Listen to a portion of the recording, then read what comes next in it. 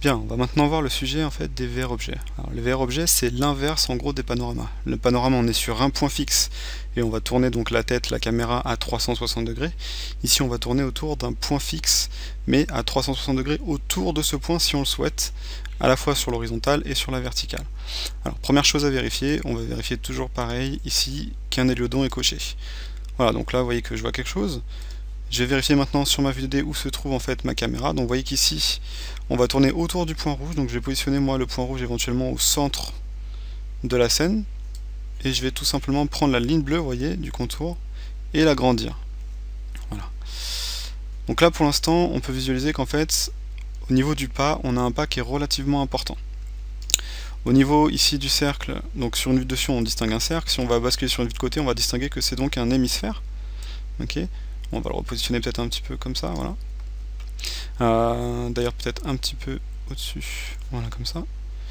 Et donc vous voyez que là, le pas est quand même relativement important. Vous allez pouvoir changer bien entendu cette valeur ici sur l'horizontale et sur la verticale. Donc je vais dire par exemple que je peux calculer 40 et 24. Vous voyez qu'on a beaucoup plus ici de points rouges qui apparaissent, donc beaucoup plus d'images calculées.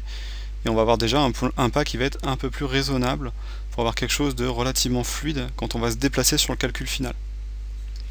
Alors bien entendu, après vous allez pouvoir encore doubler tout ça hein, et dire très simplement, voilà, je vais avoir quelque chose de beaucoup plus fluide sur l'horizontale, et après sur la verticale, je peux avoir un pas peut-être un poil plus important, c'est pas forcément très gênant.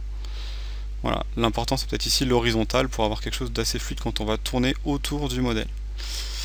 Ensuite vous avez le choix, vous allez pouvoir donc sélectionner soit, vous voyez ici on est en mode hémisphérique, on va pouvoir avoir une sphère tronquée ou éventuellement une sphère totale, où là dans ces cas là ça serait peut-être plus pour du design, pour présenter un objet par exemple, où on va pouvoir tourner à 360 degrés autour de l'objet. C'est vrai qu'ici forcément on va passer en dessous de la scène, donc il y a un peu moins d'intérêt sur l'architecture. Dans ces cas là ici on va se contenter de faire un hémisphère. Donnée extrêmement importante, contrairement au panorama où chaque nœud représente 6 images calculées, ici vous allez voir que chaque point rouge est donc une image calculée. Du coup vous allez avoir le nombre d'images calculées juste en dessous ici, donc tout en haut à gauche de l'interface, vous allez avoir ici par exemple 1170 images à calculer, ce qui représente quand même une somme d'images de rendu assez important à calculer. Alors, dans ces cas, bien entendu, vous allez pouvoir gérer toute la partie radiosité pour gagner du temps sur le calcul. Encore une fois, ça on l'avait vu dans la partie paramètres de radiosité.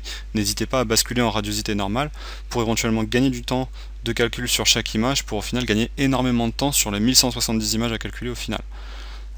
Ensuite, à vous de déterminer la taille en fait du rendu final, donc 1920 par 1080 ici, ou éventuellement légèrement inférieur, pour avoir quelque chose de raisonnable quand même en temps de calcul, sachant que bien entendu aussi vous aurez quand même un confort de visualisation assez intéressant, même si vous ne le mettez pas sur un format Full HD pur pour présenter ça sur une télé par exemple.